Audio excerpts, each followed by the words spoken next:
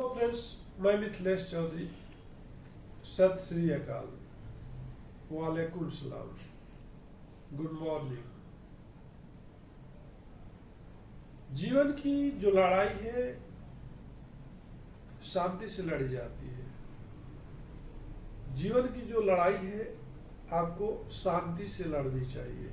अशांत होकर के, डिसअपॉइंटेड होकर के, आपका डिजायर क्या है, आपका गोल क्या है, वो गोल के प्रति आपकी लगन क्या है।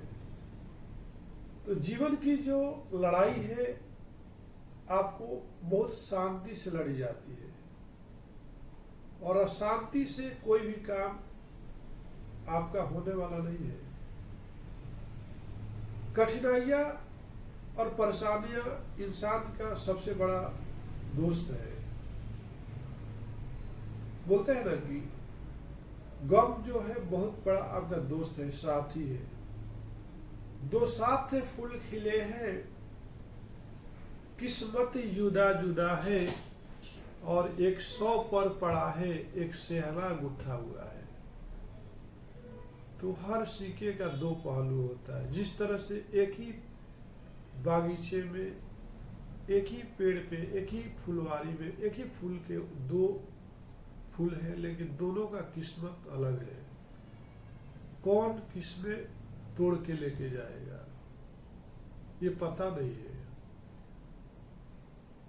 तो कहने का मतलब है कि जिंदगी जो है, जिंदगी की लड़ाई को शांति से लड़ा जाता है। जिंदगी जो है घबराहट से नहीं लड़ी जाती है। जैसे आपके पास कोई तकलीफ आती है, कोई परेशानी आती है, तो आप परेशानी में घबरा जाओगे, तो आप जो है अपनी लाइफ में कुछ गलत ही काम कर बैठोगे। जैसे आप फॉर एग्जाम्पल कहीं पर जा रहे हो, किसी ने आकर के आपको बाइक को, कोई कार को ठोक दिया, तो आपको वहां पे इरिटेट होने की जरूरत नहीं है, उस सामने वाले से लड़ने की जरूरत नहीं है। अगर वो बोलता है, भले उसकी गलती हो, लेकिन वो बोलता है तो उसे ही सॉरी बोल करके आप निकल चलो। क्योंकि आपकी जो मंजिल है, आपकी गोल जो है आपकी इंतजार कर रही है, और फालतू में उस जगह पर उलझ जाओगे तो वहां से सुलझना मुश्किल हो जाएगा, फिर आप डिले हो जाओगे।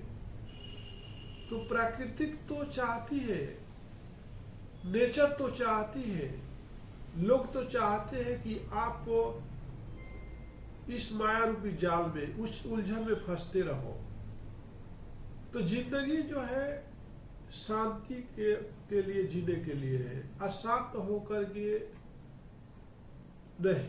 अगर अशांति पे रहना चाहोगे तो आप डे बाय डे सुलझने की जगह पे आपकी लाइफ जो है उलझती चली जाएगी। अगर किसी को दोस्त बनाना है तो ऊपर वाले को बनाइए।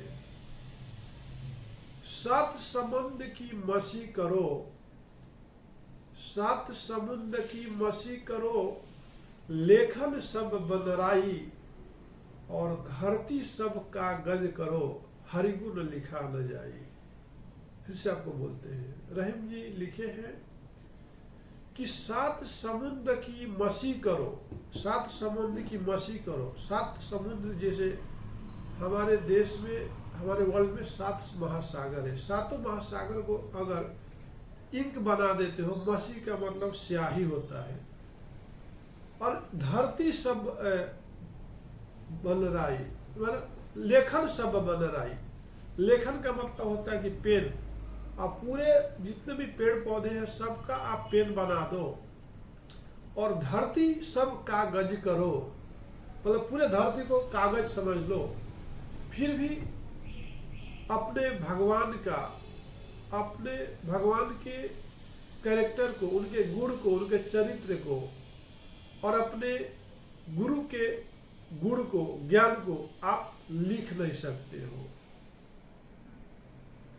इसलिए कभी भी शांति का प्रतीक दो। कहीं भी घबरा करके, परेशान होकर के कोई भी ऐसा डिसीजन मत लो कि बाद में आपको पछताना पड़े।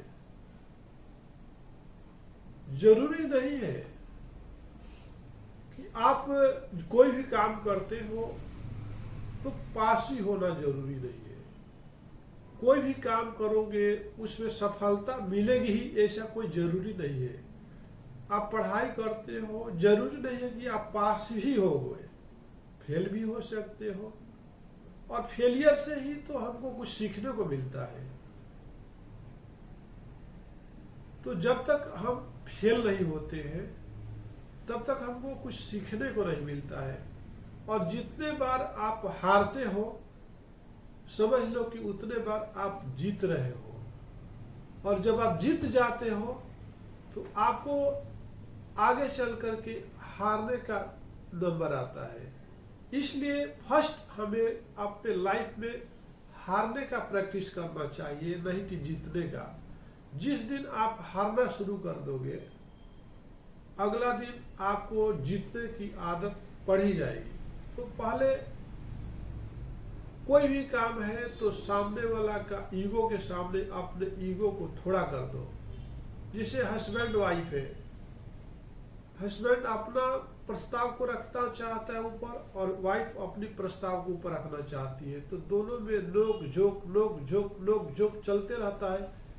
एक चीज बताइए, अगर एक सील बाटा है और उस पर कुछ रख करके हम सील बाटा को चलाएंगे तब तो उसमें से कुछ निकलने वाला है। अगर जात है, दो पत्थर है, चक्की आटे का चक्की है, उसके अंदर कुछ अनाज का दाना डालोगे तब तो उसके अंदर से कुछ निकलने वाला है।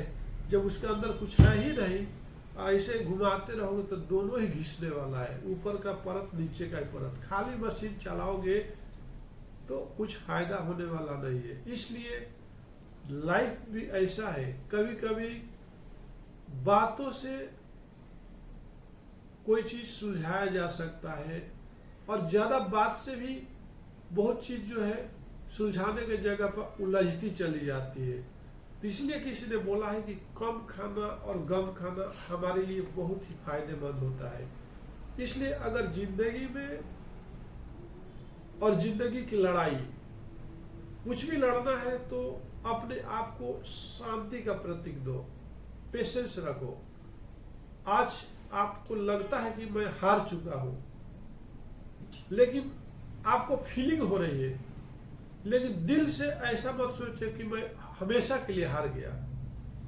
फीलिंग करना बहुत अच्छी बात है कि मैं आज हार गया, लेकिन जज्बात को मरने मत दीजिए। अपने मन को प्रबल करके रखिए। और वो मन प्रबल कब होगा? जब आप शांति का प्रतीक रखोगे। लकड़ी जल रही है, पानी गिर गया, लेकिन पानी को लगता है कि मैंने लकड़ी को बुझा दिया, लेकिन अगर वो लकड़ी अंदर से जल रही है तो ऊपर से बुझाओगे भी तो थोड़ा देर के बाद फिर वो जलना शुरू ही हो जाएगी। उसी तरह से हमारा जो लाइफ है, हमको अंदर से बहुत ही शांत रहना है। आपके अंदर क्रोध है, उसको छुपा के रखिए, उसको उजागर मत होने दीजिए। समाज में अशांति मत फैलाइए। अब लगता है कि लोग अशांत हैं, जिस तरह से आज हमारे देश में, बिहार में, समस्तीपुर में, बक्सर में, पटना में, आपका सिकंदराबाद में, जिस तरह से आज के जो जनरेशन है गवर्नमेंट की शिकार हो रही है। 4 महीने के बाद उनको नौकरी से निकाला जा रहा है मिलिट्री में, तो वो लोगों ने तोड़फोड़ करना शुरू कर दिया और बहुत जगह पे ट्रेन को जला दिया। तो जलाने से वो जलने के बाद उसका परिणाम कहाँ पर जाने वाला है? उसका रिजल्ट किसको भुगतना पड़ेगा? हम जैसे लोगों को भुगतना पड़ेगा। वो गवर्नमेंट जो है फिर उसको रिपेयर करने के लिए हम लोगों को महंगाई बढ़ाएगी और हम जैसे लोगों से, आम पब्लिक से ही वो वसूल करके वो ट्रेन के बोगी को फिर नया बनाएगी। तो मैं ये कहना चाहता हूँ कि हमारे देशवासियों को, जितने भी नवयुवक हैं, कोई भी ऐसा कदम मत उठाइए कि जो हमारे राष्ट्र की संपत्ति को नुकसान हो।